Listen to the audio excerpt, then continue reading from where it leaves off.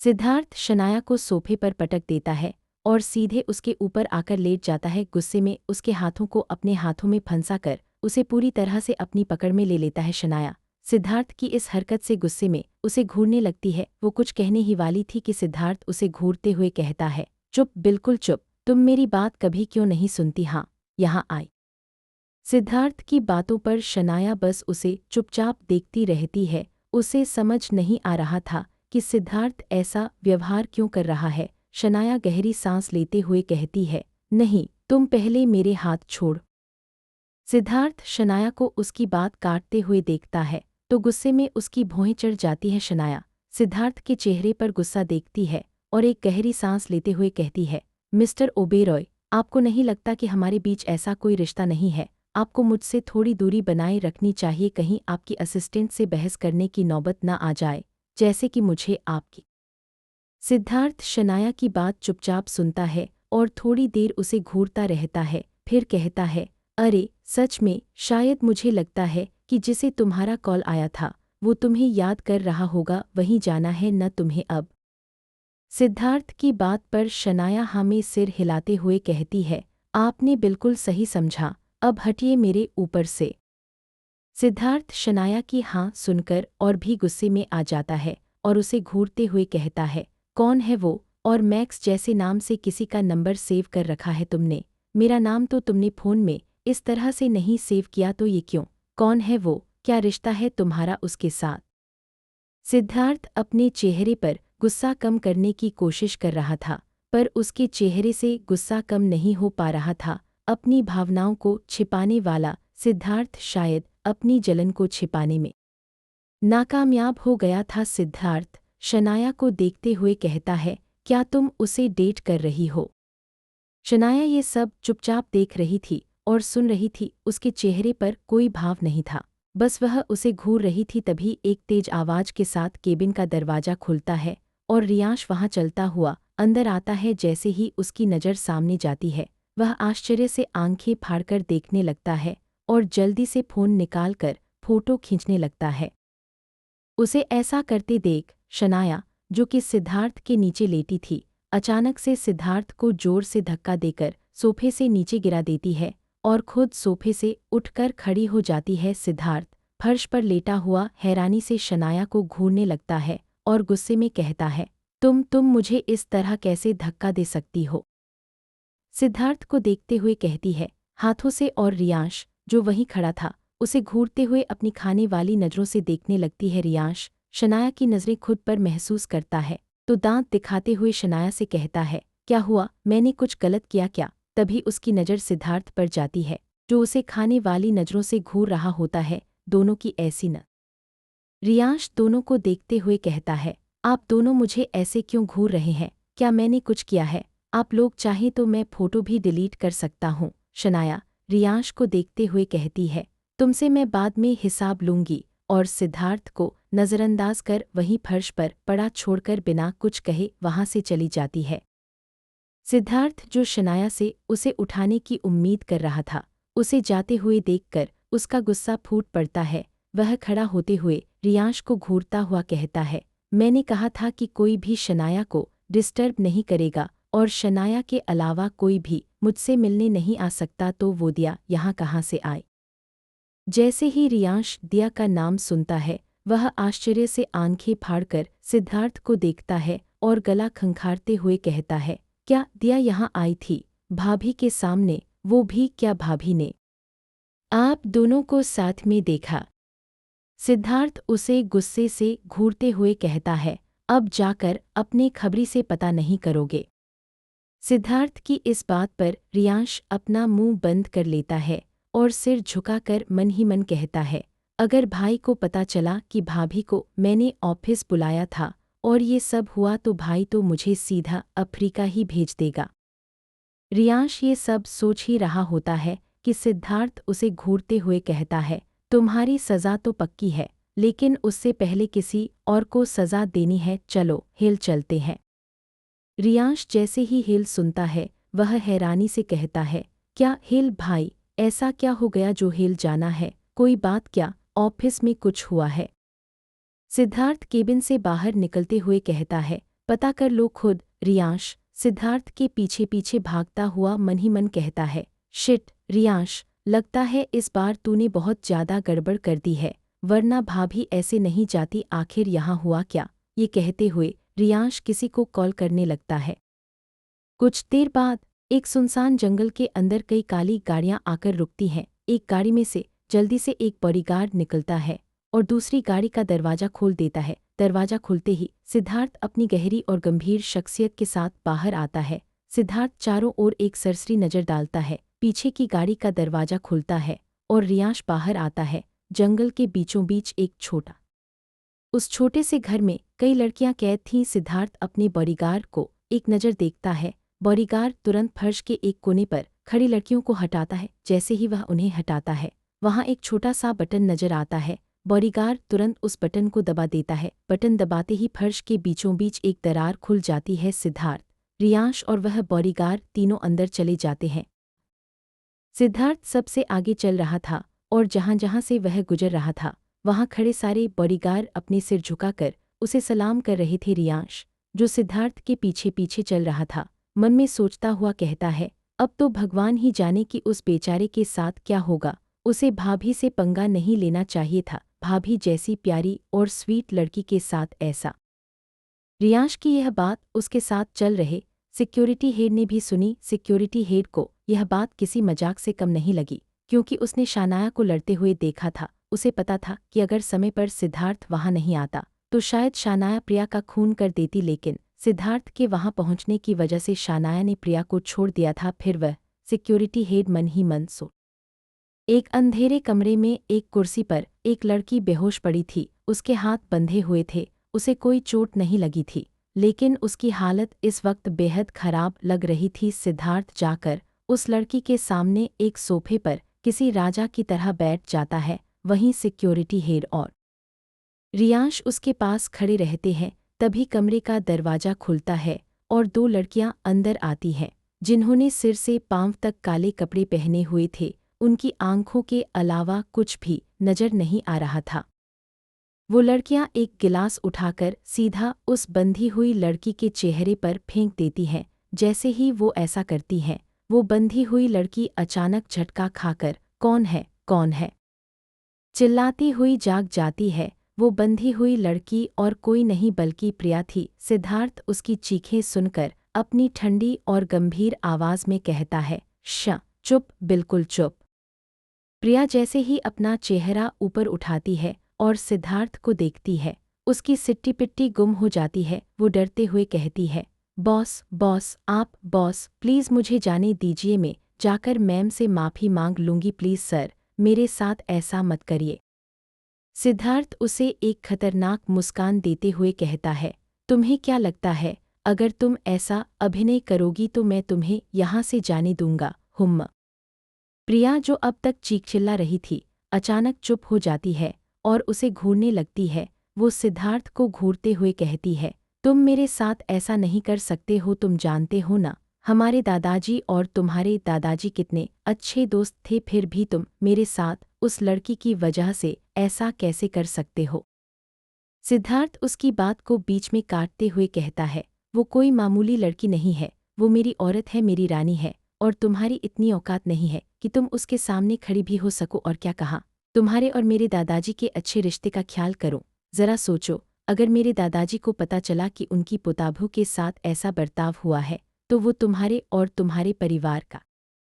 सिद्धार्थ की बातों से प्रिया पूरी तरह से डर जाती है। असल में प्रिया इतनी हिम्मत इसलिए दिखा रही थी क्योंकि उसके दादाजी और सिद्धार्थ के दादाजी कॉलेज के दोस्त थे। भले ही वो ज़्यादा करीबी न थे, लेकिन अच्छे दोस्त थे। इसी वजह से प्रिया को ओबेरॉय एम्पायर में काम मिला था, वरना उसकी इतनी हैसियत नहीं थी कि वो वहाँ काम कर सके।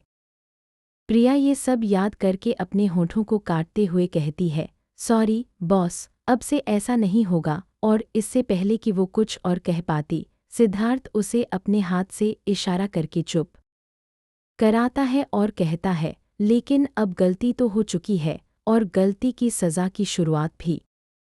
प्रिया कुछ समझ नहीं पाती। तभी वहां खड़ी दोनों लड़कियों में से एक लड़की एक वीडियो ऑन करके प्रिया के सामने रख देती है। उसे देखकर प्रिया की आंखें हैरानी से फैल जाती हैं और साथ ही उसकी आंखों में आंसू भी आ जाते हैं। उसके चेहरे पर अब हद से ज्यादा घबराहट साफ दिखाई दे रही थी।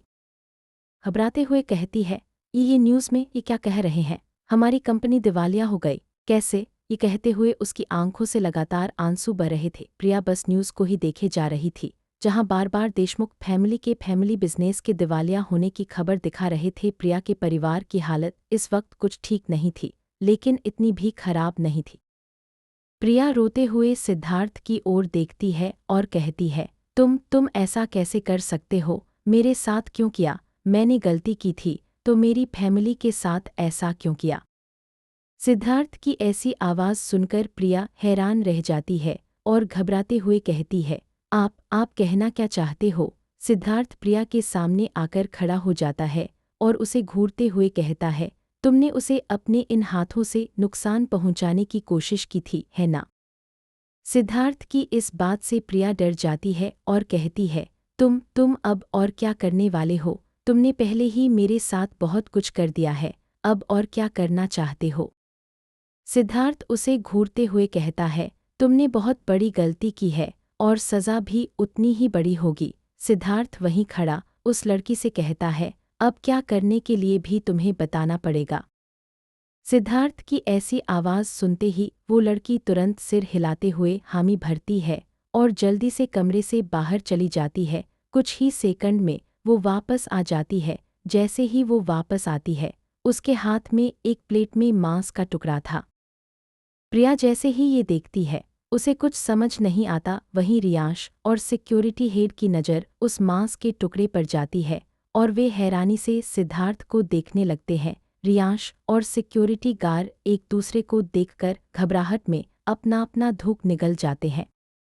रियांश डरते हुए कहता है, भाई ये ज्यादा हो जाएगा भाई। रियांश की आवाज़ सुनकर सिद्धार्थ उसे घूरते हुए अपने गहरे और खतरनाक अंदाज में कहता है, रियांश, तुम्हें नहीं लगता कि तुम्हें ट्रेनिंग की ज़रूरत है? मैं सही कह रहा हूँ, है ना? रियांश सिर झुकाते हुए कहता है, सॉरी भाई। सिद्धार्थ इसके बाद वहां खड़ी लड़की को इशारा करता है। वो लड़की प्रिया के बंधे हुए हाथों में वो मांस का टुकड़ा बांधने लगती है। वो मांस का टुकड़ा उसी हाथ में बंधा था जिससे प्रिया ने शनाया को थप्पड़ मारा था। प्रिया यह होता देख चिल्लाते हुए कहती है, ये क्या कर रहे हो? तुम्हारा ये मांस क्यों मेरे हाथ में बांध रहे हो? क्या करना चाहते हो मेरे साथ? सिद्धार्थ उसे घूरते हुए कहता है, जॉन। सिद्धार्थ ने तेज और कड़क आवाज में कहा था। तभी कमरे का काला दरवाज़ा खुलता है और एक काला रंग का कुत्ता दौड़ता हुआ अंदर आता है। उसे आता देख वहां खड़ी दोनों लड़कियां, रियांश और सिक्योरिटी गार्ड सब साइड में हो जाते हैं। वो कुत्ता देखने में जंगली लग रहा था और उसके चेहरे पर खून की प्यास साफ साफ देखी जा सकती थी। वहां खड़ा हर एक शख्स उस कुत्ते को देखकर डर के मारे किनारे हो गया था। वो कुत्ता दौड़ता हुआ सिद्धार्थ के पैरों में आकर बैठ गया, लेकिन उसकी नज़र सिर्फ प्रिया के हाथ से बंधे मांस पर थी। प्रिया जैसे ही उस कुत्ते को देखती है, उसके चेहरे पर डर साफ दिखाई देने लगता है। वो इतना डर चुकी थी कि उसके होंठ कांपने लगे थे। प्रिया की सांसें जॉन को देखकर भारी होने लगती हैं। सिद्धार्थ प्रिया की ऐसी हालत देखकर मुस्कराने लगता है और जॉन को देखकर उसका सिर सहलाते हुए कहता है, जॉन, तुम्हें भूख लगी है? जॉन प्रिया को घूरते हुए अपना सिर हिलाकर हामी भर देता है। सिद्धार्थ जॉन का ऐसा रिएक्शन देखकर एक खतरनाक मुस्कान के साथ प्रिया को देखने लगता है।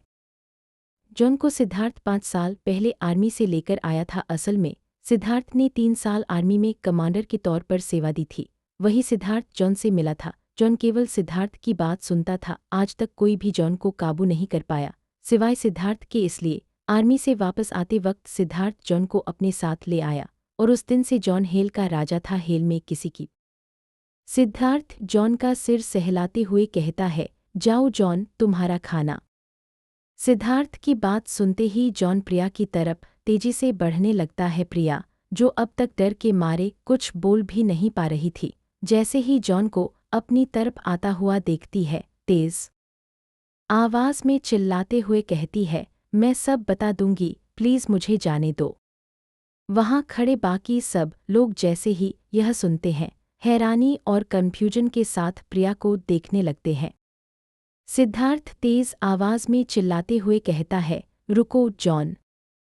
जॉन, जो लगभग प्रिया के पास पहुंच चुका था, वहीं रुक जाता है। सिद्धार्थ के एक बार कहने पर ही वह रुक गया, लेकिन गुस्से से सिद्धार्थ को घूरने लगता है, क्योंकि पहले तो सिद्धार्थ ने उसे खुद खाने के लिए कहा था और अब खुद ही उसे रोक रहा था। सिद्धार्थ जॉन को देखते हुए कहता है, पीछे हटो, पूरा दिन खाते ही रहते हो वैसे भी। सिद्धार्थ की बात सुनते ही जॉन जोर से गुर्राता है और गुस्से से उसे देखते हुए वापस अपनी जगह पर आकर प्रिया को घूरने लगता है। सिद्धार्थ प्रिया को घूरते हुए कहता है, पहले ही बता देना चाहिए था ना, इतना देर क्यों की? अगर थोड़ी और देर हो जाती तो शायद आज तुम्हारा। इतना कहकर सिद्धार्थ चुप हो जाता है।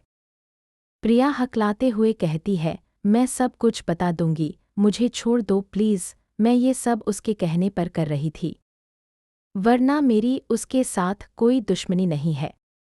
प्रिया की बात सुनकर वहां खड़े सभी लोग हैरान रह जाते हैं। सीनियर गार्ड धीरे से रियांश से कहता है, बॉस कितने इंटेलिजेंट हैं, उन्हें कैसे पता चल गया कि प्रिया ये सब किसी के कहने पर कर रही है?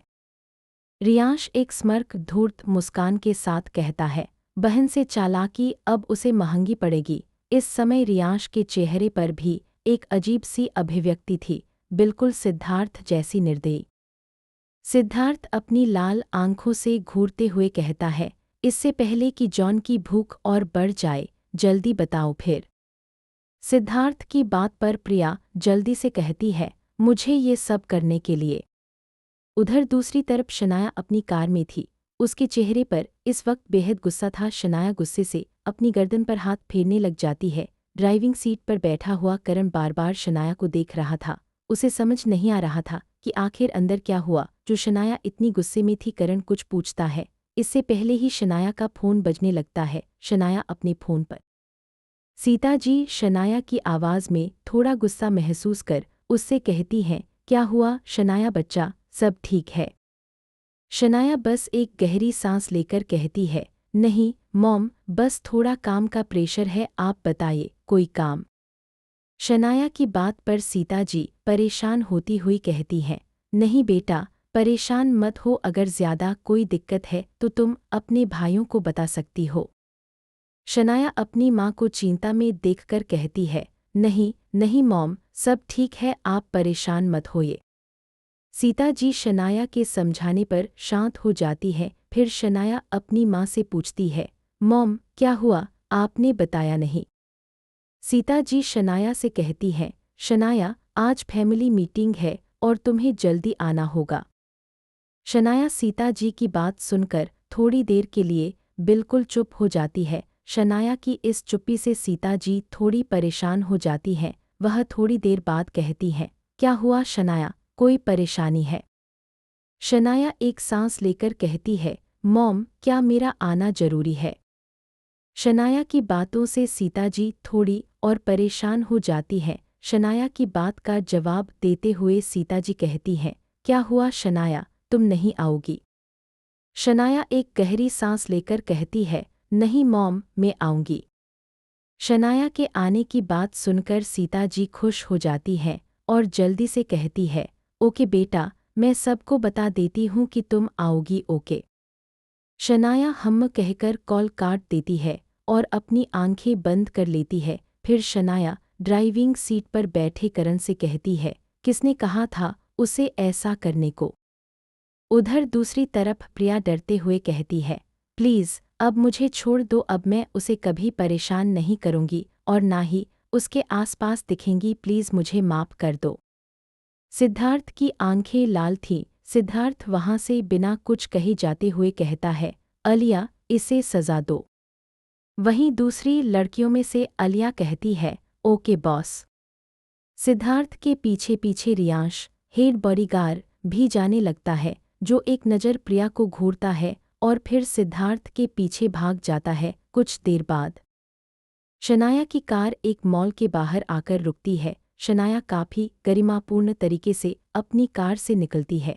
उसके चेहरे पर वही ठंडा भाव था जैसे ही शनाया अपनी कार से बाहर निकलती है। सभी लोगों का ध्यान उसके चेहरे पर चला जाता है। शनाया सभी को नज़रअंदाज करती हुई सीधा मॉल के अंदर चली जाती है। शनाया के अंदर जाते ही वहाँ एक और BMW कार आकर रुकती है। उससे करीब 24 साल की एक लड़की बाहर निकलती है, जिसने काफ़ी महंगे कपड़े पहने हुए थे। उसके चेहरे पर बहुत सारा एटीट्यूड था। उसने एक नज़र सबको देखा और सीधा मॉल के अंदर चली गई।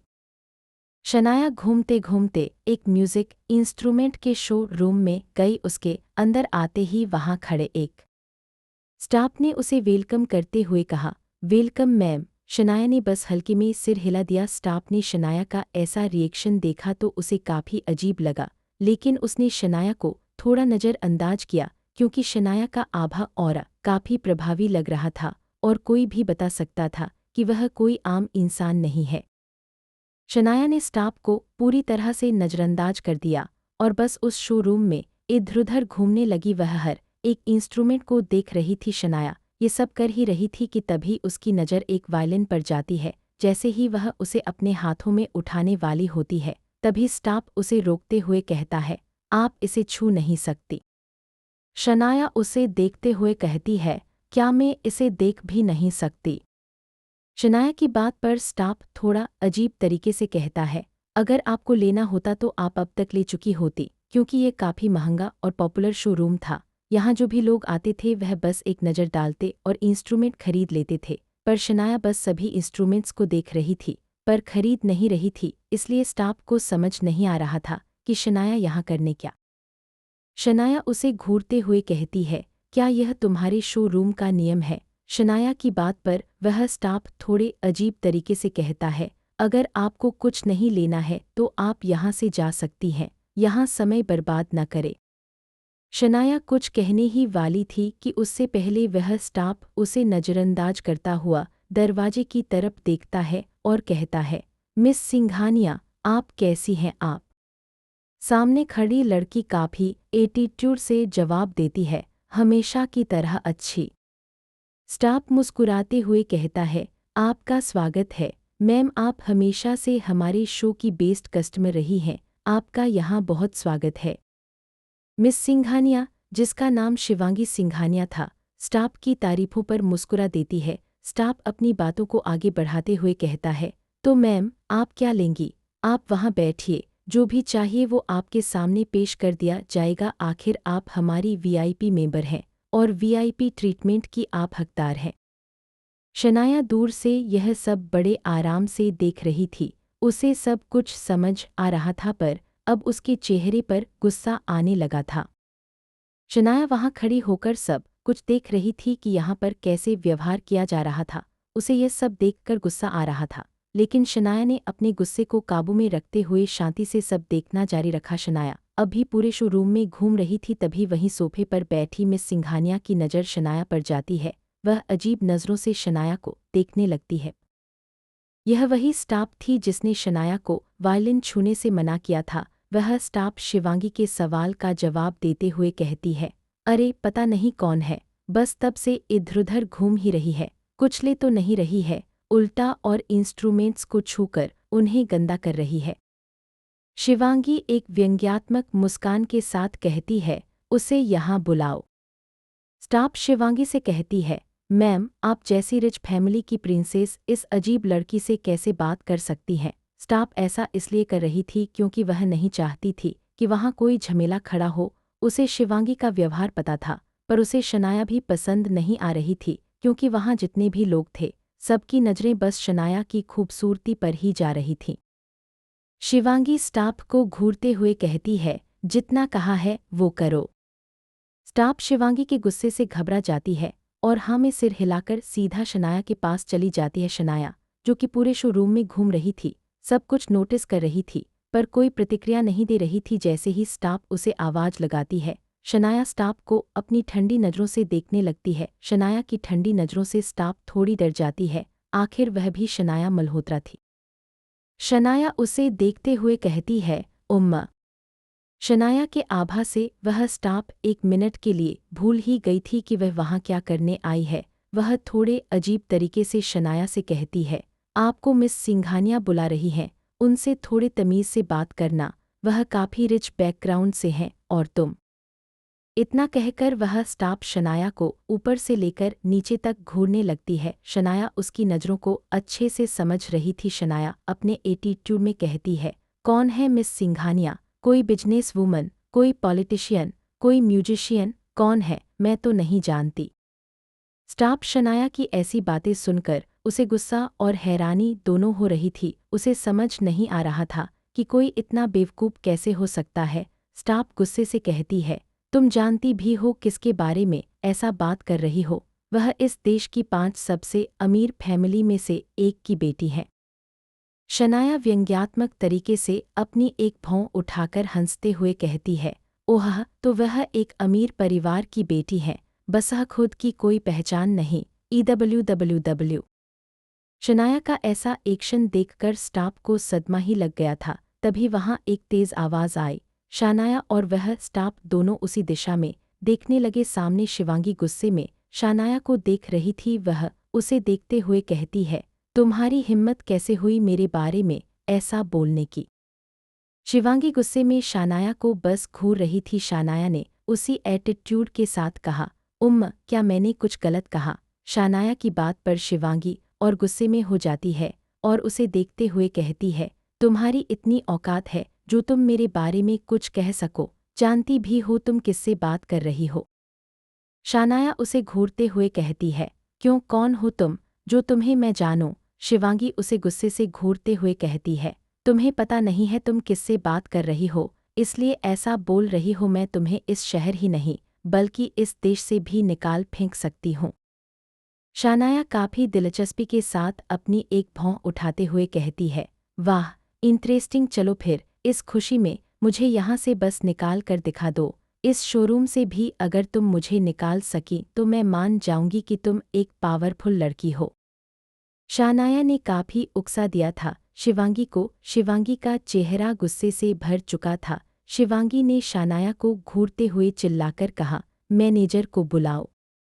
शिवांगी के चिल्लाने पर सभी हैरान हो गए। वहां खड़ा हर एक ग्राहक शिवांगी को घूरने लगा। शिवांगी का चेहरा गुस्से से लाल हो चुका था और शनाया बहुत आराम से यह सब देख रही थी। शनाया ने देखा कि अगल बगल सड़क से भी जो लोग आ जा रहे थे वे भी दुकान में आकर तमाशा देखने के बहाने चीजें देखने लगे। शनाया के चेहरे पर एक व्यंग्यात्मक मुस्कान आ गई।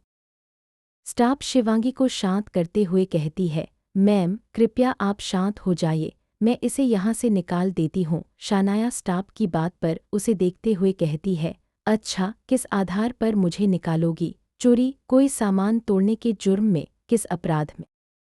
स्टाफ शनाया की बातों पर चुप हो जाती है। उसे भी इतना पता था कि शनाया ने ऐसा कुछ भी नहीं किया था जो उसे वहां से निकाला जा सके। शिवांगी गुस्से से उसे देखते हुए कहती है, निकालूंगी ही नहीं बल्कि तुम्हें यहाँ से बैन भी करवा दूंगी।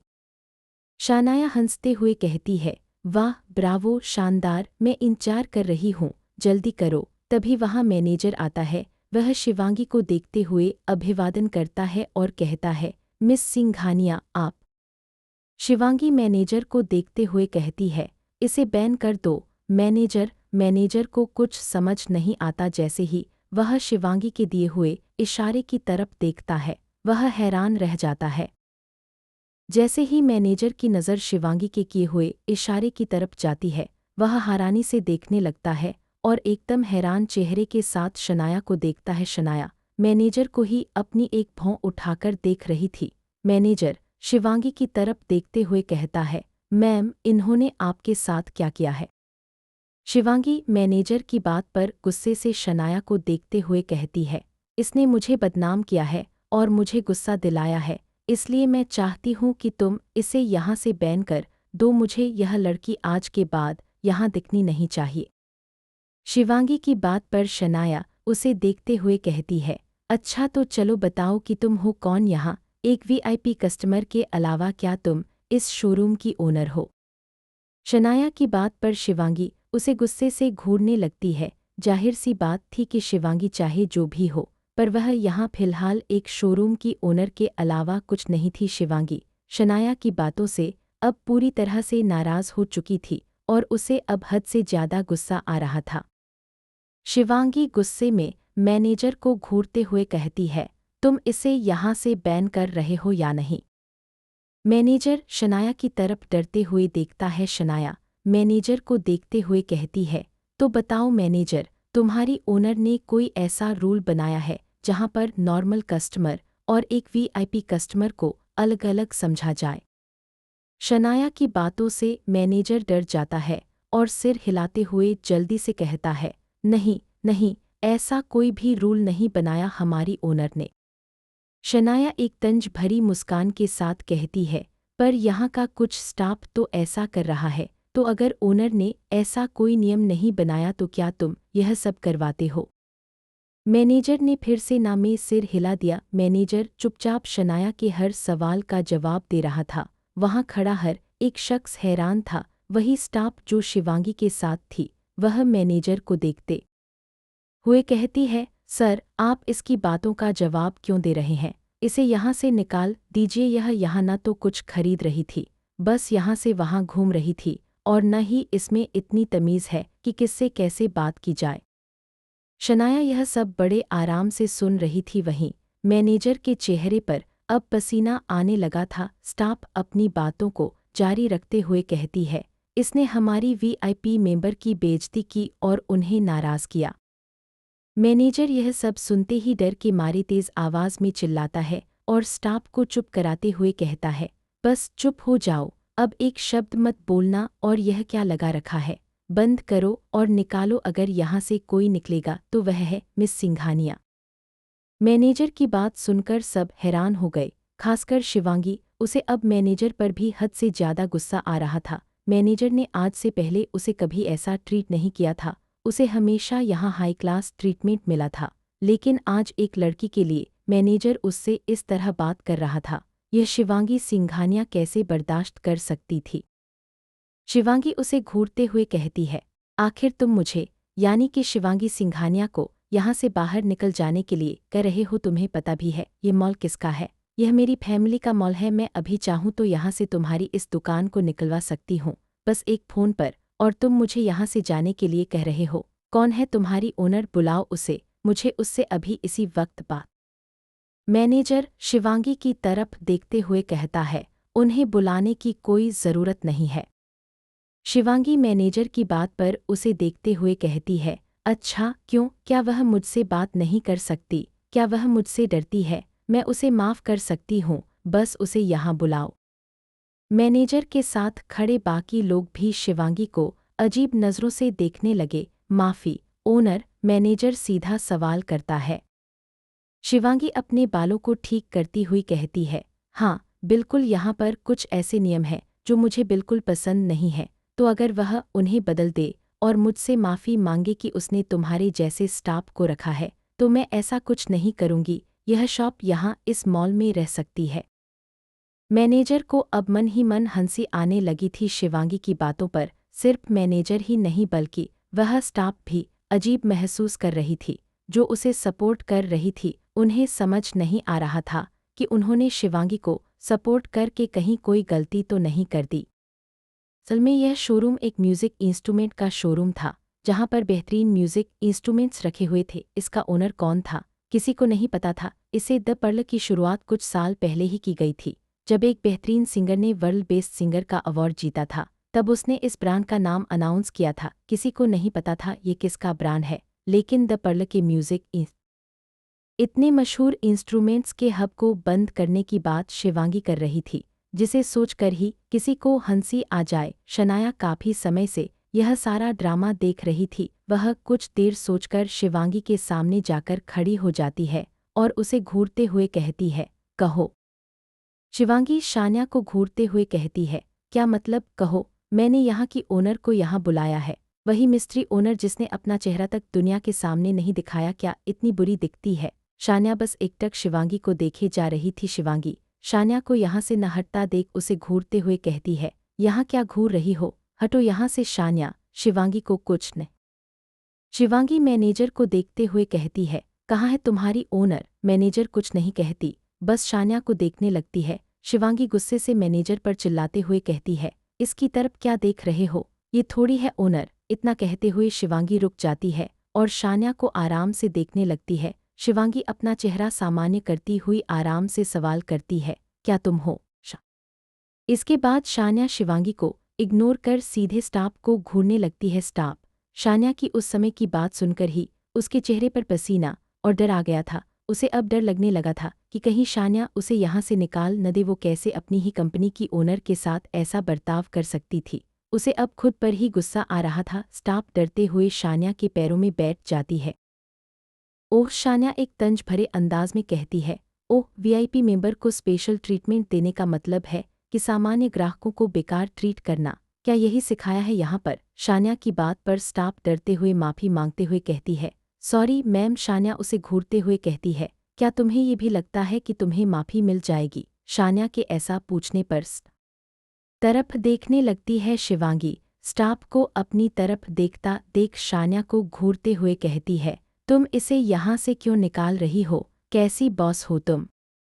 शान्या शिवांगी को घूरते हुए कहती है, फिर मैनेजर को देखते हुए कहती है, इन मैडम को भी इस स्टाफ के साथ निकाल दो। शिवांगी यह सुनते ही गुस्से से चिल्लाते हुए कहती है, क्या कहा तुमने? तुम मुझे यानी शिवांगी सिंघानिया को यहाँ से निकालोगी? शान्या शिवांगी को घूरते हुए कहती है, निकालूंगी नहीं, धक्का मारकर निकालूंगी, समझी? फिर शान्या मैनेजर से कहती है, मिस सिंघानिया का वीआईपी कार्ड कैंसिल कर दो और हाँ, सबसे ज़रूरी बात, इन्हें द पर्ल से भी बैन कर दो। इनके जैसे बड़े लोग हमारे इस शोरूम में आने के लायक नहीं है।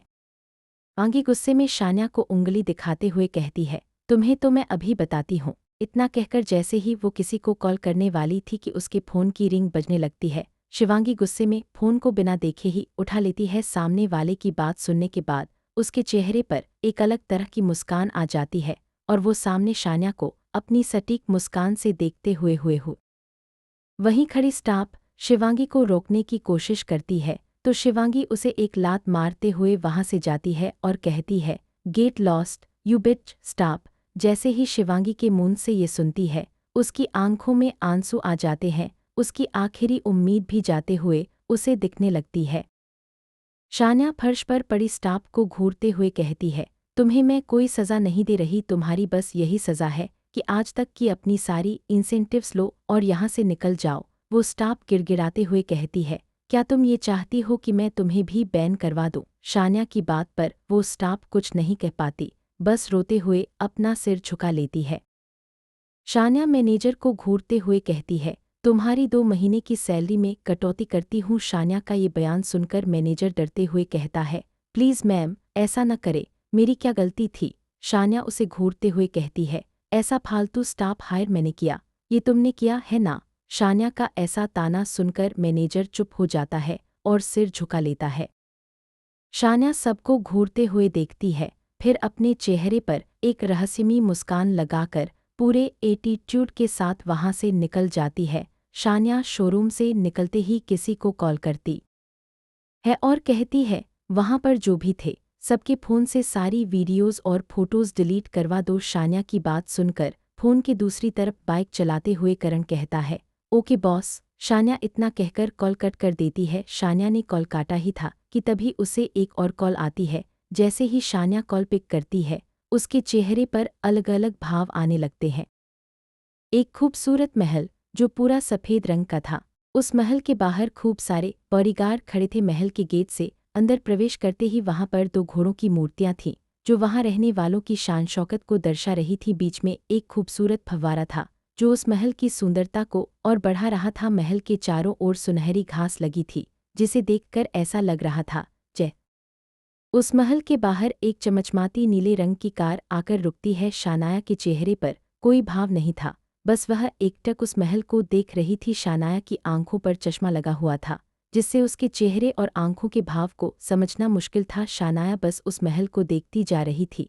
इस वक्त वह महल के गेट के बाहर अपनी कार में थी, तभी एक सुरक्षा गार्ड उसकी कार के विंडो पर शानाया का नाम सुनकर गार्ड एक सेकंड के लिए ठिठक जाता है, फिर अपना सिर झुका देता है। गार्ड ने अपना सिर झुकाते हुए अपना एक हाथ दिल पर रखकर शानाया का अभिवादन किया। शानाया ने कोई प्रतिक्रिया नहीं दी। वहीं बाकी गार्ड जो ये सब देख रहे थे उन्होंने भी उसी तरह से शानाया को अभिवादन किया और महल का दरवाजा खोल दिया। शानाया ने अपनी कार की विंडो बंद की।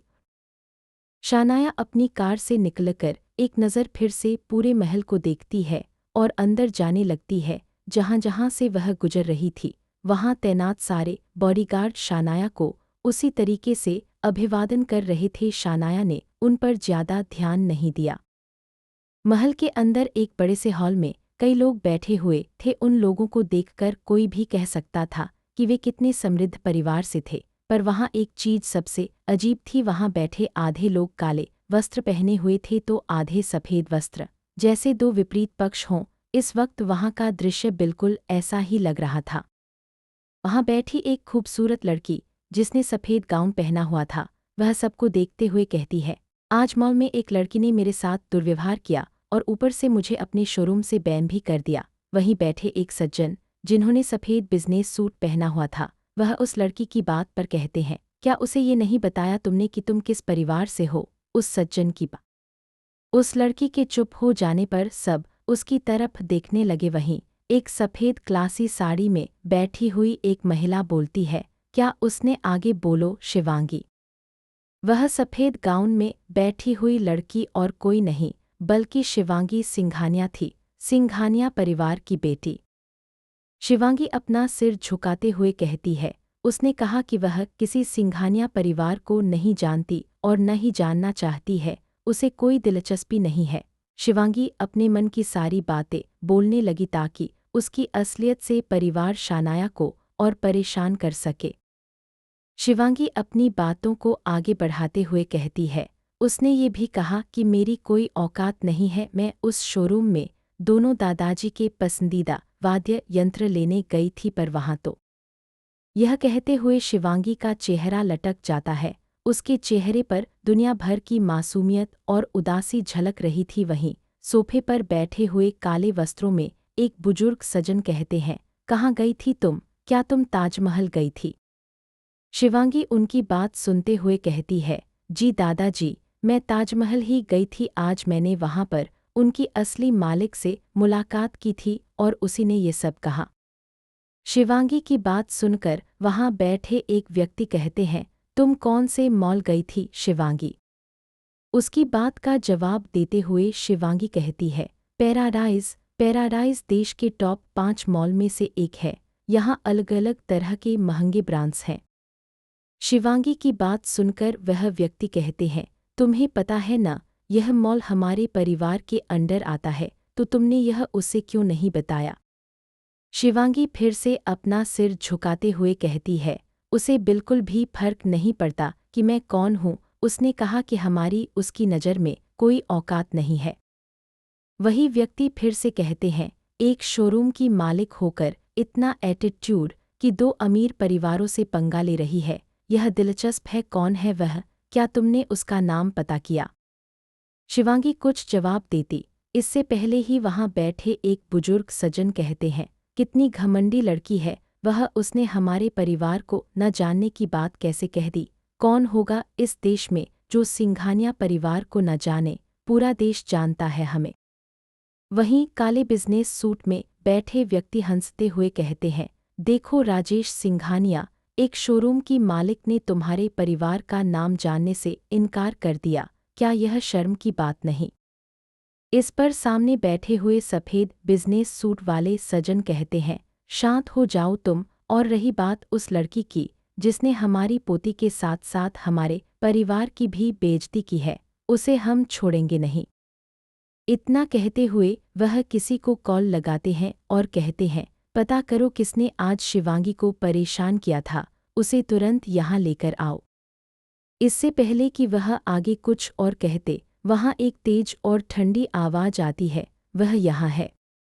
तभी वहाँ एक ठंडी आवाज़ आती है। सभी की नज़रें उठकर हॉल के गेट की तरफ जाती हैं, जहाँ एक लड़की खड़ी थी।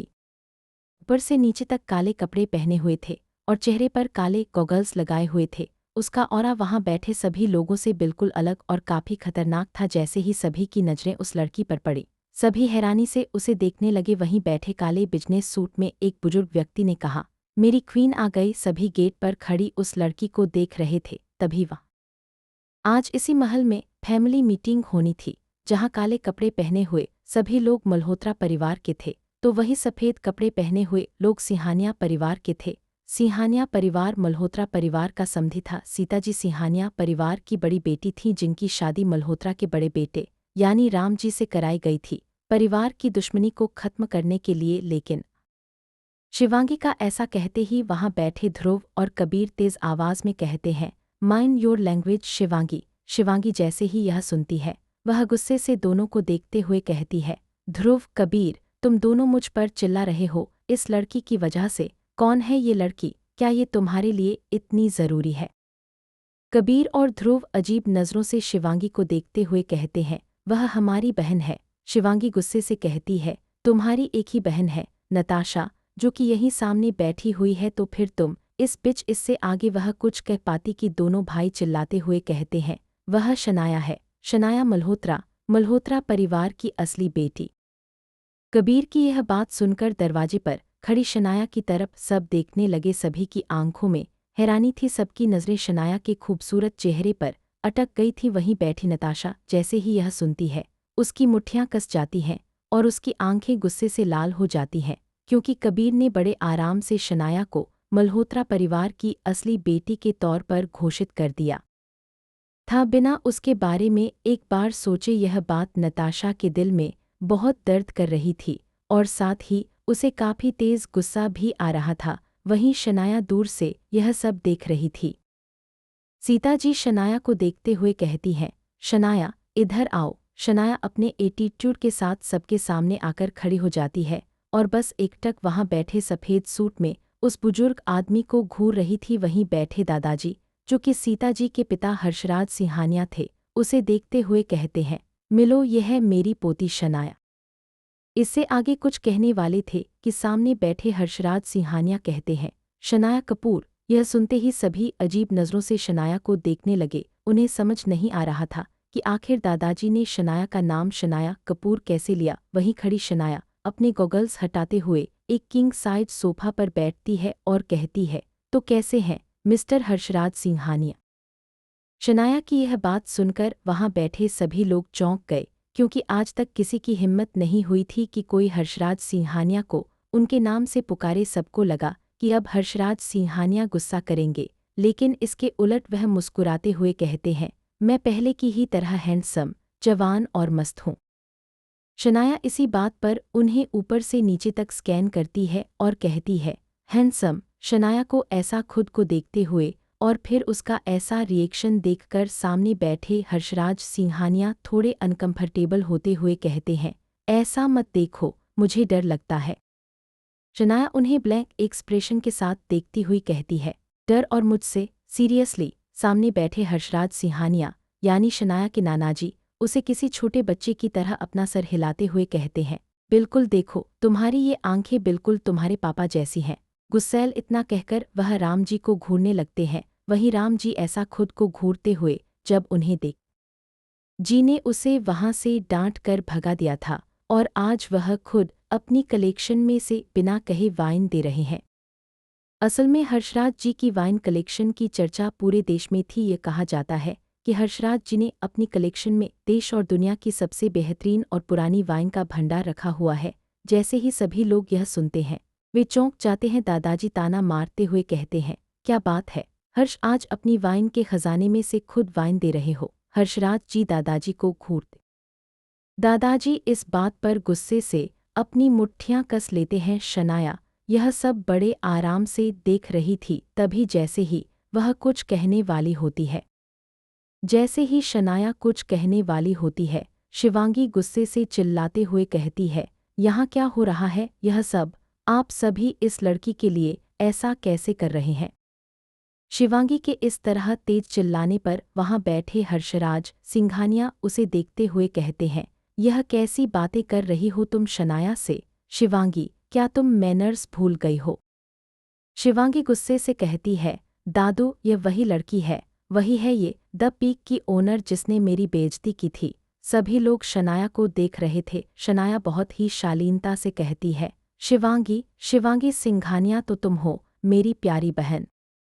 यह भले ही किसी आम व्यक्ति की नज़रों में प्यार भरी बात लगी हो, लेकिन वहां बैठे कुछ लोग अच्छी तरह समझ रहे थे कि यह कितना व्यंग्यात्मक था। शनाया के चेहरे की वह खतरनाक मुस्कान काफी अलग और प्रभावशाली लग रही थी। वहां बैठे हर्षराज सिंघानिया शनाया को एकटक देख रहे थे। वह शनाया को देखते हुए कहते हैं, बिल्कुल सीता की परछाई हो। शनाया अपने नानाजी की बात सुनकर बस मुस्कुरा देती है। वहीं खड़ी शिवांगी जैसे ही यह सुनती है, वह अपने दादाजी को देखते हुए कहती है, दादू यह सीता बुआ की बेटी है। शनाया शिवांगी की बात पर हंसते हुए कहती है, बिल्कुल मेरी प्यारी बहन, कैसा लगा मुझसे मिलकर। शनाया शिवांगी की आंखों में देखकर यह सब कह रही थी, जिससे शिवांगी कुछ कह नहीं पा रही थी और बिना कुछ बोले ऊपर की तरफ भाग जाती है। शिवांगी को जाते हुए सब देख रहे थे। शनाया ने जाती हुई शिवांगी को देखते हुए कहा, तो कब मॉल से मेरा शोरूम बाहर निकलवा रही हो। शनाया की बात सुनकर शिवांगी गुस्से से चिल्लाते हुए कहती है, मैं तुम्हें छोड़ूंगी नहीं शनाया।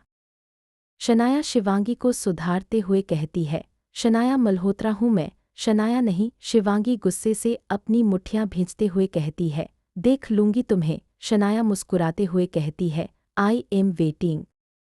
शनाया और शिवांगी की इस टक्कर को देख वहां खड़े सारे लोग काफी हैरान थे। उन्हें समझ नहीं आ रहा था कि यह सब क्या हो रहा है। शिवांगी वहां से जा चुकी थी और सभी शनाया को देख रहे थे। जवाब के लिए शनाया सबको देखते हुए कहती है, आप सब परेशान नहीं हो, यह हमारा पर्सनल मैटर है। शनाया की बात सुनकर सब शांत हो जाते हैं।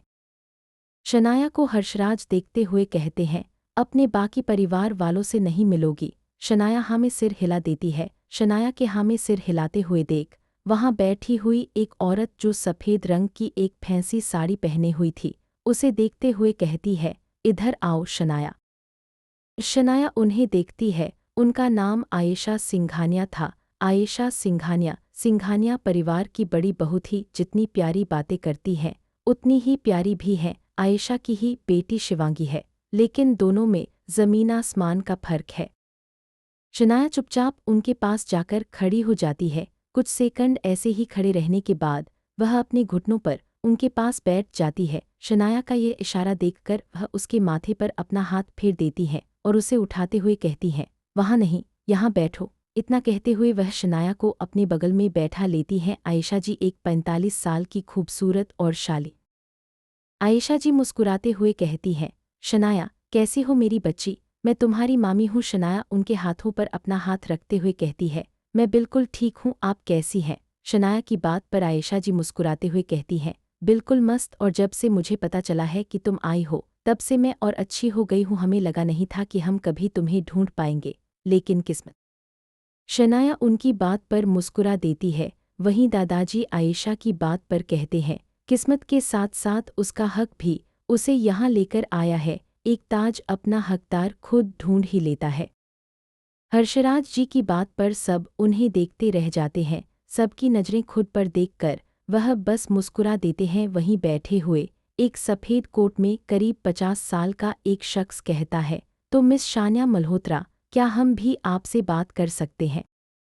शान्या अपने सामने बैठे अपने मामा यानी अरविंद सिंघानिया को देखती है और कहती है, कैसे हैं मामा जी आप। शान्या की बात पर अरविंद जी हंसते हुए कहते हैं, आपको देखने से पहले थोड़ा कम हैंडसम था, फिर और ज़्यादा हैंडसम हो गया आपको देखने के बाद। अरविंद जी की बात पर सब उन्हें अजीब नज़रों से देखने लगते हैं। तो आयेशा जी अपना सिर नामे हिलाते। आयेशा जी शान्या को देखते हुए कहती हैं, बच्चे अगर तुम्हें शिवांगी की बातों का ज़रा सा भी बुरा लगा तो आई एम सॉरी। शान्या उन्हें मना करते हुए कहती है, नहीं मामी, वो तो मेरी छोटी बहन है और छोटी मोटी लड़ाई तो होती रहती है। वहीं बगल में बैठे ध्रुव और कबीर एकटक शान्या को देख रहे थे। ध्रुव धीरे से कबीर से कहता है, भाई ये अपनी वही कड़क बहन है।